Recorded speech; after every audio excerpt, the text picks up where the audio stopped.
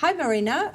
Today we're going to be talking about one of the myths that I hear, you hear all the time, about limit on generations for German citizenship. Is there such a thing as limit of generation? How far can you go back? Yeah, so unfortunately there is a limit because we get a lot of, hundreds and hundreds of years ago. I wish there would then be a pathway, but there is sort of a cutoff, which we work mainly with the year 1904. That's because 1914, they bring out a law that said, that stopped the law before. Because the law said, okay, if you live longer than 10 years abroad, you lose your German citizenship. Okay. Unless you registered with a consulate in your new country and kept up your passports, your IDs, up to date. Kind of renewed it, yeah. Yeah, exactly, like today with your passport sort of thing. So 1914, they got rid of that and said, okay, no, you stay German unless you obviously decide to take on another citizenship. So that's why we go to 10 years down, because if you would have left at 1904, your 10 years would have run up at 1914, and that's when they changed the law, so you would have stayed a German citizenship. Okay. So that's why 1904 is sort of our year where, sort of cut off here. Yes, and we mostly ask that in our discovery course to say, did they leave before 1904 or after? Because it wasn't quite often that they registered with the German consulate before that. Mainly because, that far back, your ancestors mostly left for a reason. Yeah. They didn't particularly want to keep their German citizen. Got on with their lives. And also you would need to prove that, right? Which is the difficult part. Like we're talking 1800s. Yeah.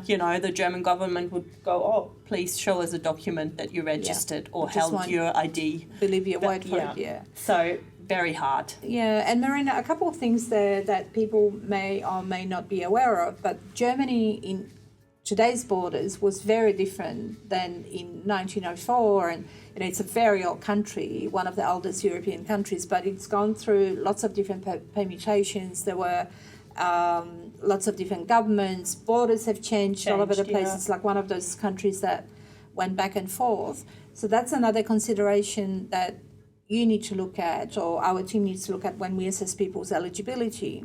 Yeah. So even if your family left after 1904, Germany of today didn't exist, right? Yes, correct.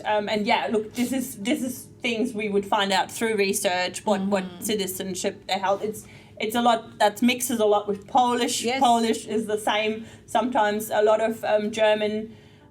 When the German Empire and German territory is now Poland, so and Prussia went back and forth. Prussia, exactly, and now it's Czech or Ukraine. It mixes all the time.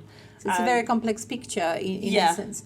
One other question I just wanted to ask you before we wrap up, and that is when you mentioned that 1904, that's very clear, that's a cut-off year, but as far as limit on generation, there is no such thing, because you can't say you can only go back to your great-grandparents. No. You can go back as far as you want, depending on when you were born, right? Yeah, absolutely. It does, like, there's great-great-grandparents that still, left after that time. Sorry. You're still good, yeah.